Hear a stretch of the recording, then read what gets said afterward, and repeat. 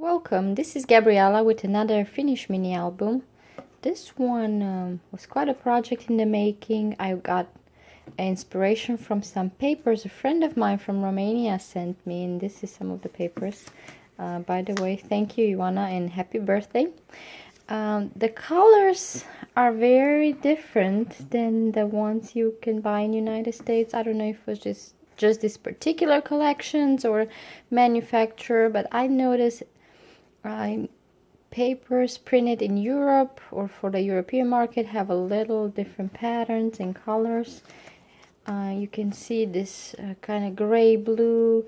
The patterns are probably a little smaller. I really cannot say exactly what makes it different, but I noticed it doesn't quite match, or it doesn't quite go well if I combine it with papers that are manufactured by American printers, American companies.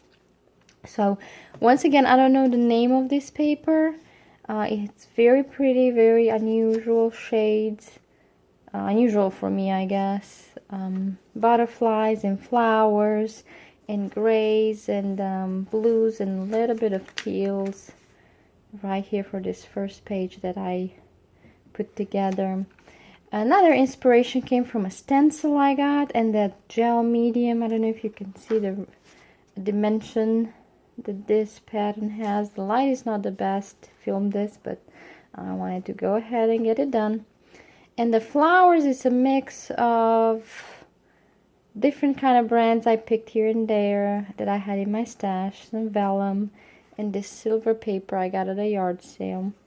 The album, I tried something different, kind of a stack the deck maybe, I don't know. I saw it on YouTube one time.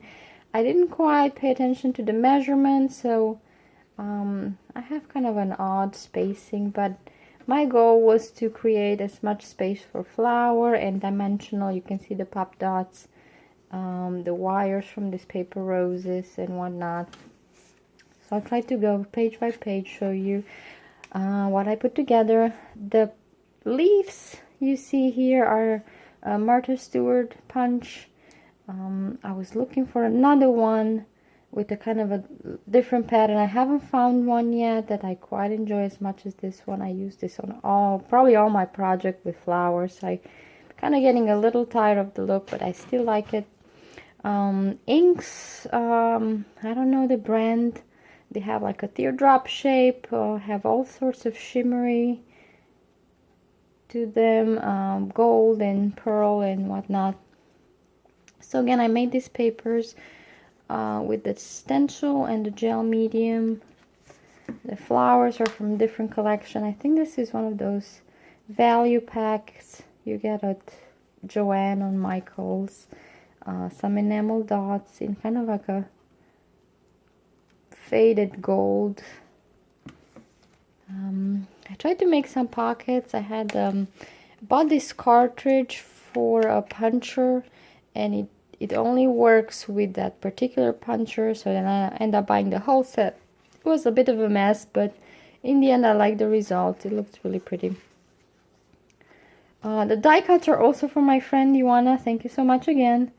I don't know if it's like lanterns or bird cages, a mix of flowers and rhinestones. She also sent me the butterflies, and I tried to replicate the pattern that was already printed on the paper with these face clocks. And the script is not quite that vintage squirrely thing, but I thought it worked.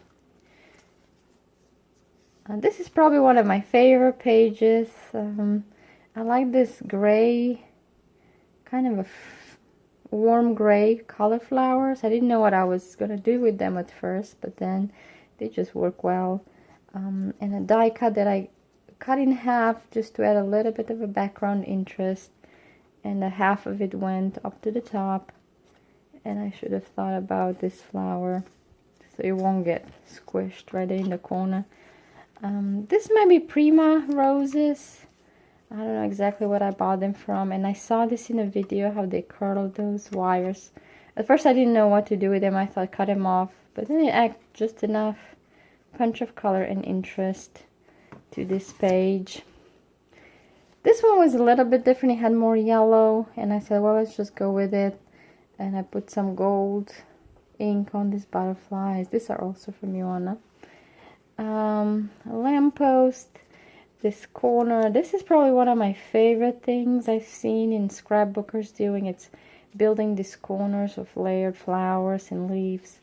I feel like it's really a nice place to rest a photo or start your journaling. One thing I would do different, maybe build my pages a little more sturdy. I just use one cardstock and it's not the thickest. And with all these embellishments built on top, they can be a bit flimsy, but hopefully we're not gonna tear through it. And the last page, another lantern and that script behind it. Some flowers with rhinestone and a little bit of pink.